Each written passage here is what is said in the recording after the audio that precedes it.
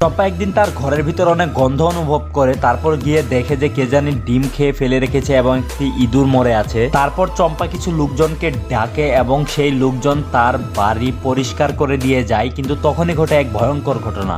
কিন্তু তার আগে যারা নিজের মাকে ভালোবাসো তারা চ্যানেলটি সাবস্ক্রাইব করে কমেন্টে আই লাভ ইউ মা লিখে যাবে। তারপর চম্পা মনে মনে বলে যে ঘরটা অপরিষ্কার করলো কে। পিছন থেকে একটা ভূত বলে ওঠে আমি। এই ভূতটা চম্পার সাথে কি করলো দেখতে চাইলে চ্যানেলটি সাবস্ক্রাইব করো। চম্পা কি পারবে ঘর থেকে এই ভূত তাড়াতে? আমরা পার্ট 2 এ দেখবো।